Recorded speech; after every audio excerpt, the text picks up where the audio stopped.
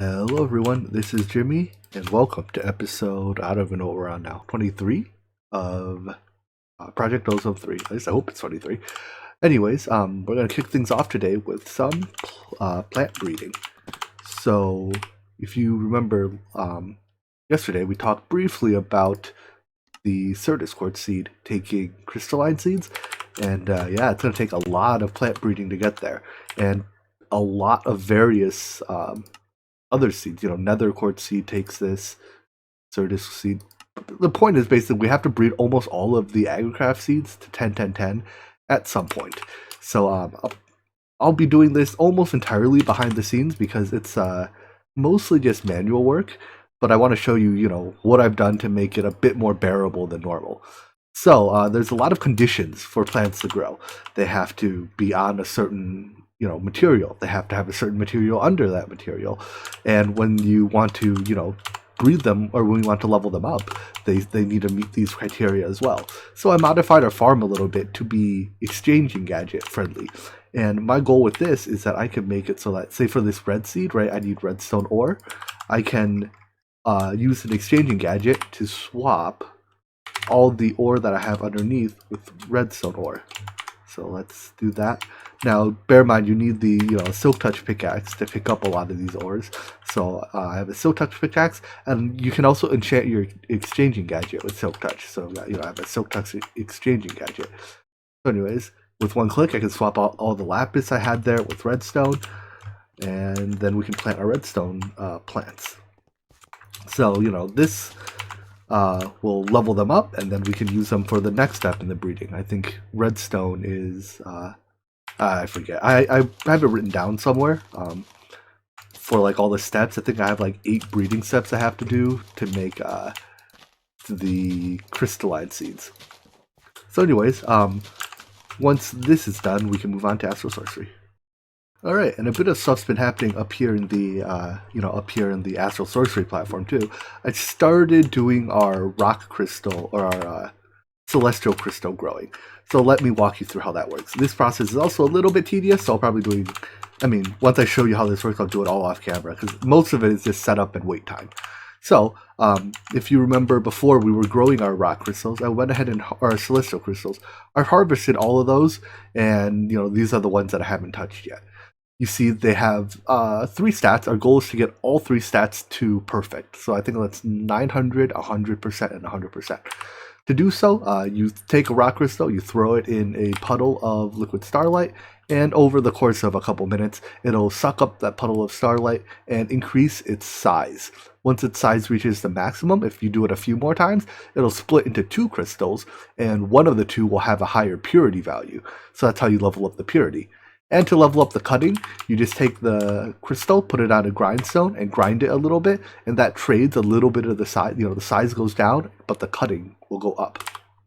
So what I have here is a system where I just have 9 puddles of starlight, and all I do is I throw a rock or a celestial crystal in and let it suck up the starlight. And it does so until it splits, because as long as there's 2, or when there are 2 rock crystals in one puddle, then it'll split. When there's 1 rock crystal in a puddle, it'll suck it up, and when there's 2, it'll just sit there and wait for me to pick them up. Once they split, then each time it splits into 2 crystals. Usually, it's 1 larger and 1 smaller crystal. So what I'll do is I'll store the larger crystals, because that one didn't split yet. Anyways, I'll store the larger crystals. That one, I guess I'm a little early on this cycle. Whatever, that's fine. So I'll store the larger crystals. Basically anything over like 100 size, and the smaller ones I'll throw them back into make the next cycle. So here are a bunch of small. Oh, that's not a small crystal. Hold on, there we go. So these I'll throw back in, and this is how you duplicate crystals. So this process here will produce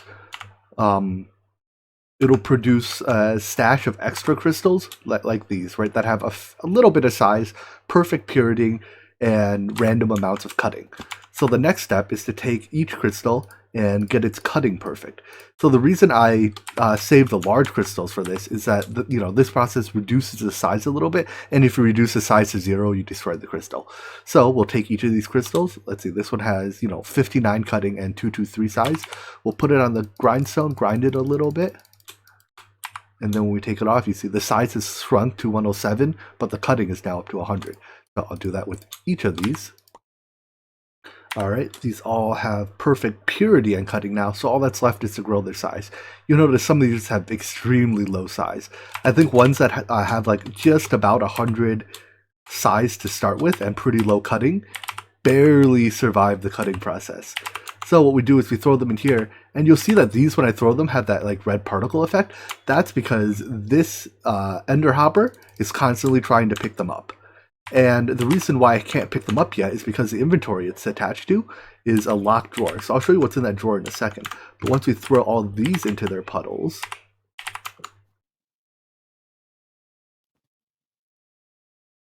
alright, so these will grow in there. Each time it'll suck up the starlight and then grow a tick. Anyway, so what's in the drawer? Well, in the drawer it's a locked drawer of perfect crystals. And if you look in that NBT data, well, you can just see in the tooltip, it's 900, 100, 100. So what happens is, while the crystals are imperfect, they can't stack with these. So neither of these item collection methods can pick them up. But as soon as the crystal becomes a perfect crystal, and before it has a chance to split, I'm expecting the one of these item harvesters to pick them up. The reason there's two is that I'm noticing the behavior is a little inconsistent.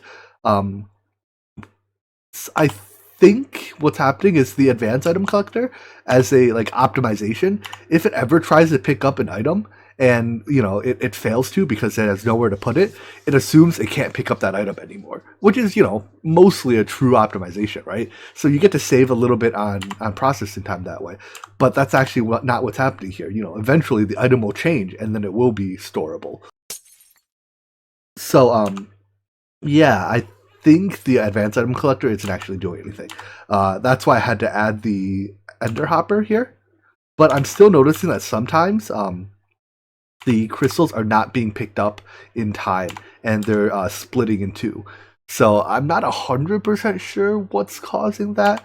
My best guess is that while the crystal is growing, it has some other data attached to it that makes it not stack. So kind of to remedy that, I set this to a rather high timer so that after the crystal sucks up the puddle, it kind of sits there for a couple of seconds. And in fact, I had to do something similar here too. I could just set these to redstone disable and have it constantly filling this with liquid starlight. I ran into an issue with that where if I do that, as soon as the liquid starlight puddle gets sucked up, I place a new one there, sometimes the crystal just doesn't grow. And I don't know if that's a feature in Astral Sorcery or a bug. It feels like a bug to me, but my solution for that is just randomly pulse the fluid placers a lot slower than they normally do. I think I've never run into this problem before because every other time the fluid placer type block I use is much slower than the actual additions one. So if you just set this on deactivation mode and don't depower, as soon as the puddle goes away, it'll fill it right back up. Whereas if you use a fluid formation plane or cyclic fluid placer, it takes a second or two. Anyways, enough of that, let's move on to attunement. Before we can actually do any attunement, though, we have to actually discover the various constellations of the sky. So to do so, we have a telescope. The way this works is you just, step one, you have to get the various constellation papers. So if you shift right-click your astrotome, you have a small inventory. These constellation papers, you can craft them eventually. I guess we can craft them now, but they're much more easy to get just in loot bags, and you can find them in the Astral Sorcery temples on Landia. So when you first pick them up, if you're eligible to learn about constellations, you'll learn about it. Next up, you can store these in your book just for safekeeping. Next up, you come to your telescope and you look around the sky, and you'll find every now and then a segment of the sky has these big stars. and you have to link these big stars up in the form of one of the constellations, and I have no clue which one this is. All right, so if you're unsure, you can either look it up online, or if you want to do it like the way it's intended, look in your astral sorcery book, come to constellations, and I think that one is Evorsio. So if we come here, we can link up the stars to form the constellation Evorsio. You know what? Now that I'm doing this, I'm thinking it's not Evorsio. We'll see. That definitely wasn't it. Take two. All right, no, I'm like 90% sure that it is Evorsio. There we go. I think I just I missed one of the stars by a little bit too much last time, and the game was like, hey, you can't draw. So anyways, now let's say I've discovered the constellation Evorsio. So we can check all the other segments of the sky. There's another one here. It's something or another. All right, here we have Decidia. Neat. And that might be all that are up in the sky tonight. So, normally, you have to wait a day. You can sleep to make it, day, but you still, after you make it day, normally have to wait for it to become nighttime, but thanks to our ritual, it's night now. You can just hit the ritual stone, but if you do that, it doesn't actually advance the day. It just causes a lightning bolt and sets time back a minute. That's why you have to sleep before you hit the stone. So, looking around the next day's sky, we have... Wait, did it advance a day? Let's check. Right now it's day 14, because those are the same constellations. Day 1411. And yeah, it's 1412. It's the next day. But oh no, okay, I am seeing different constellations. Ooh. So, what is this one? This was Amara, I believe. I've done this enough times that I recognize some, but not all of the constellations. This is totally not how you draw it. I think this is better. So once you, again, discover the constellation, nice. Got another one here. All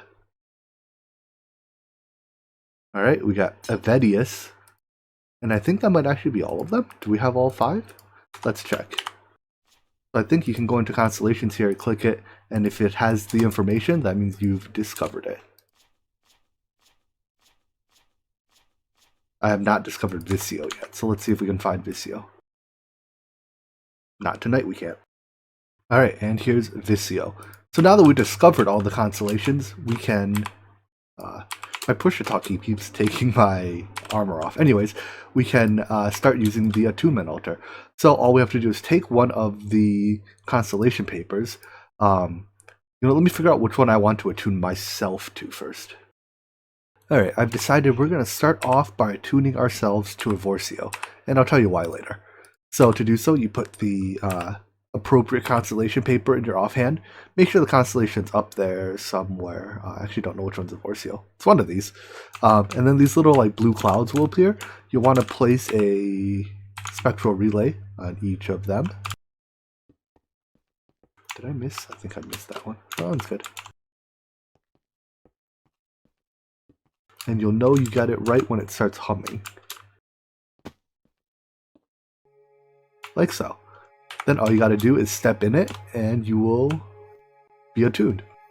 So this process takes, 20-30 seconds, and afterwards we'll notice a significant change in our astrotome. Slight spoiler, those of you that have, either watched my Sevtech series, where I use astral sorcery extensively, or perhaps played Path of Exile, will recognize this table, or this skill tree, shall we call it.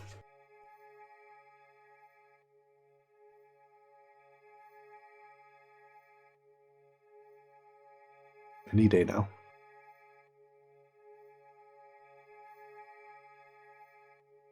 So in addition to attuning yourself, you can also attune celestial crystals, and that's what we'll be doing for our upcoming crafting. So now that we're attuned, when we open the Astrotome, you'll notice there's another tab here called Perks. You click it, and zoom out a little, and something is tripping out when I mouse over these. Alright, let's get rid of that. There we go. So, depending on what you attuned yourself to initially, that determines where you start. So since I attuned myself to Evorsio, I start at the Evorsio route. There's, all these various ones have various benefits. Anyways, the reason I start with Vorcio is because I think that's the easiest one to level up when you have or excavator or main miner. So you get 30 levels total. We start at level 1.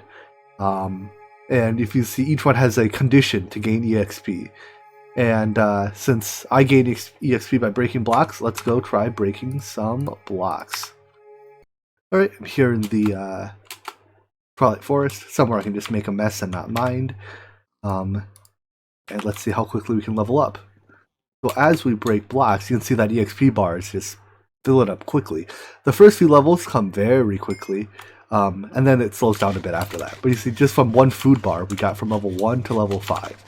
And I'm going to need a little bit more food, but I think with this a little bit of time, we can get our way at least into the 20s.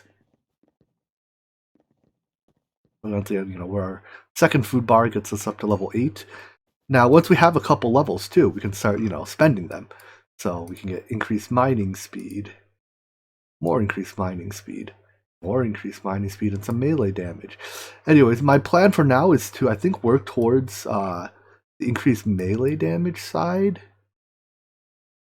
I can't even read all of these yet. Because remember, our laser gun counts as melee damage because it's a cheaty weapon.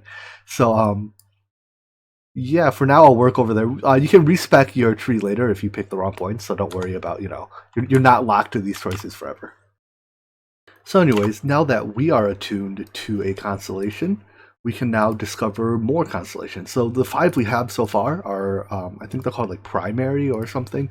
There's a bunch of secondary constellations that are now discoverable once you have attuned yourself to a primary. So we need a bit more constellation paper. You see, each one I pick up is telling me I've discovered one. I'll go till I've run out, either of paper or... So yeah, once you start picking up paper that doesn't change, that means you've discovered all of them. So now that there's all these secondary constellations, we can discover them much like we did the primaries. So when we check our telescope, voila, here's another one. So I'm going to go through the process of just, marking all of these, perhaps with the exception of Horologium. Because Horologium is a little special and we get a nice lag spike. I might have to Anyways, Horologium is a little special insofar as it only spawns once every 28 days. But it is very unique in that its power is, we'll get to it when we get to it. Anyways, I'm going to discover all the constellations and restart my game real quick. The last of the constellations, Horologium. If you look at the day number, I think more than 28 days have passed, which means I missed it once. Whoops. Anyways, because it is completely cyclic, and today is day 11 or 1445, we can write that down, and then we can calculate, plus 28, 1473 will be the next Horologium day. The other thing I mentioned, I thought I could discover all of these constellations, but some of them, like Jelu, Alcara, Vorax, and Alteria, required the the next tier telescope, things like an observatory or something to discover. So we can't discover them yet. I think having discovered more of these, though, we can. Okay, so I guess we have to discover the 4 tertiary constellations before we can learn what these perks do. I know this one is you get creative flight with your Visio mantle. I honestly don't remember what the other ones do.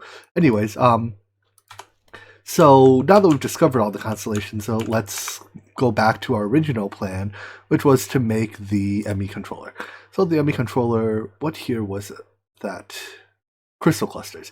So crystal clusters have to be crafted using this constellation, whatever that is. Let me see what constellation that is. Here it is, Octans. So let's grab our Octans paper and see if it's out to date. It does not appear to be. So I'm going to advance time until we have an Octans night. Alright, I think it's 1 or 2 nights later, and tonight is an Octans night, which means we can set our attunement altar up for Octans, and this time, instead of attuning us to it, we'll have to attune a crystal. So let's see, I think it's this and one more? No, that's it. So for crafting purposes, it doesn't actually matter if it's a perfect crystal or not, but I have enough of these. To tune the crystal, you just throw it in. And then it does its little animation thing. And when it's done, you should get a attuned collector crystal. Pretty. So you see now it is a tuned celestial crystal that's tuned to octans. Now what we can do is come over to our iridescent altar and place it in this slot. And you see that draws that constellation there. That means that we can now craft the thing, the crystal cluster, because it requires that constellation. So we have to get all these items, and the 2 items that are not in the crafting grid go on spectral relays that you have to place around. I don't think position matters. So we need, let's see, we need 2 of these per ME controller. And I kind of want to upgrade our blood altar. Not that we need to. So we need 4 more to upgrade the blood altar. And 1 to make the blood orb. So that's 2, 4, 7. I'll make like a dozen maybe. Alright, all the materials are here for 16. I think I ended up what I ended up going for. Crystal clusters. Now, one downside of crafting it in the iridescent altar, and that being the only recipe for it, is that it can actually never be fully automated, which means it'll be quite some time before we can fully automate the production of ME controllers. There is a trick we can do later to automate these, but that's like super duper mega endgame. So, yeah, I'm thinking we won't be able to build, the massive controller networks that I usually do. And Jesus, takes a long time. Oh, right. It's taking a long time because I'm not giving it the materials it needs. There we go. Once I do this, it's much faster. Anyways, so what I was saying is I don't think we'll be able to build the massive ME system that I did in, like, say, Omnifactory. Okay, so that takes no time at all. Perfect. I just have to remember to actually put the materials down. Anyways, so to support that, I'm thinking we'll probably do a network off of, like, 3 or 4 controllers. Because this pack also does not require, nearly as extensive an ME network as Omnifactory did. A lot of the materials can be created much more simply via either the growing them mod, I forget what it's called, mystical agriculture, or through Project E later. Whoopsies. So anyways, I'm going to finish crafting these out, and then we can begin setting up our ME system. For what it's worth, you can make this process a little simpler, I guess, by using coppers to put items into the spectral relay. You still have to manually put in the celestial crystal each time, but I mean, it's faster. I was so excited about building these that I forgot that the ME controller actually takes other materials too. Everything else here I think we can make, except processors, because I still haven't finished the stupid crossbreeding stuff yet. So I'm going to do some crossbreeding. It will take me an hour or 2. I will hate every moment of it, and we'll be back when it's done. So one of the components in the, I think it's the Inscriber, the Advanced Inscriber, are these heavy tungsten plates, which have to be made in a magnetic craft press. The press is just a very simple multi-block, but it's a little annoying because to power it, you need to generate magnetic craft power, and I'm just using a single wind turbine for that. It has like its own power system that's not compatible with RF, as far as I know it isn't.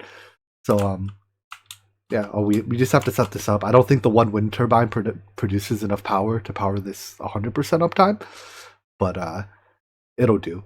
And these heavy tungsten press or plates are used to make the Advanced Inscriber, among a few other things.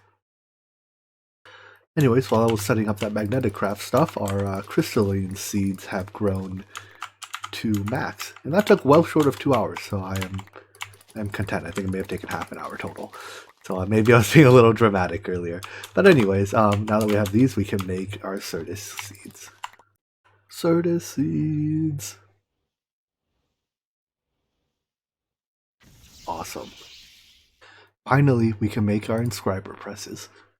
So there's 1, 2, 3, and number 4. Cool. So for now, we only have access to the basic Inscriber. The Advanced Inscriber takes some engineering processors, so let's make some engineering processors. So the reason why I'm making our processors before setting up our ME system, I think for one is because the controller requires processors. But that aside, it's I usually like to set up all the automation for the various processors before doing the ME system because, well, I guess that's mostly why we need a lot of processors in the process of setting up an ME system. So like the controller takes some, interfaces take a bunch. So before we can really use the, ooh, this is a nasty recipe. Anyways, before we can really use the AE system to automate its components, we have to automate its components. So it's like chicken or egg. Well, I can, I can produce one of them without the other, which is why I do this first. Hope that made any sense. So with our 9 advanced inscribers built, we can start our processor automation. A significant advantage of the advanced version of the inscriber over the basic one is that the advanced inscriber will take input from any side. So like this middle input can come in through the top side. Likewise, the products can be extracted through any side. So my plan is for each of the processors to have, one inscriber doing the gold or Certus or diamond, one doing, all 3 of these will be doing silicon, and one to put it all together. So let's just go to when it's done. All right, they're all powered and running, and once I get all the presses placed, we should have all our processors automated. I guess I should also put in these acceleration cards to make it faster. But anyway, it's just to walk through the entire process. These inscribers stamp, both the silicon and the gold or whatever, and then they all get passed. The item conduits are pretty darn messy. Let's see if I can show just item conduits, because they kind of overlap.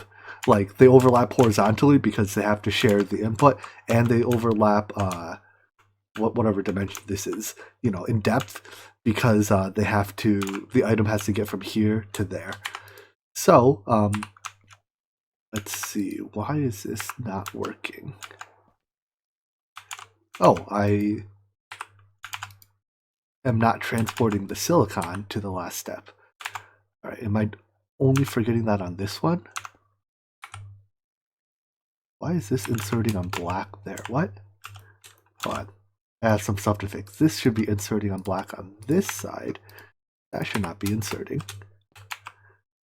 And lastly, I am not extracting. So what color can I extract on? Purple? Extract purple, always round robin. And all these should be like that. Okay, there we go.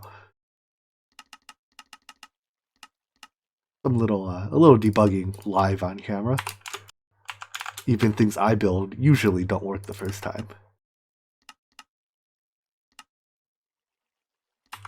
There you go. So the 3 inscribers doing silicon are shared. So if for whatever reason, they basically they can handle each other's load. So at the very end of the process, this is producing processors, and those will go into the drawers. So 1, 2, and 3. And that's all hooked together. Basically, at the end, I can put a storage bus, on this drawer controller and see all of this stuff. And then I can put like export buses on each of these other drawers just to, fill them up. Or link these drawers together and put a drawer controller, blah, blah, blah. You get the point. Anyways, now that we have our processors, I think specifically the engineering processor, it's time to make the ME controller. Are we there? We're very close. After many trials and tribulations, it is time. ME controllers. Whoops. 1 and... Yikes. These take a lot of capacitors, which is why I'm only making 2 for now. So with 2, we get how many faces is that? Let's see. 2 on top, 2 on bottom, 4, 2 on the sides. 4 plus 2, 6. So we get 10 total faces. That's 320 channels. If we have to use 1 face for the P2P network, that's still just under 300 channels. I think that's enough for now. We can expand later. So yeah, let's see. Maybe we should, since setting this up will take a while, let's wrap up this episode here. Tomorrow we'll come back and set up our ME system, at least the fundamentals of it, storage, item IO, export buses, that kind of stuff. So I'm glad we finally have this.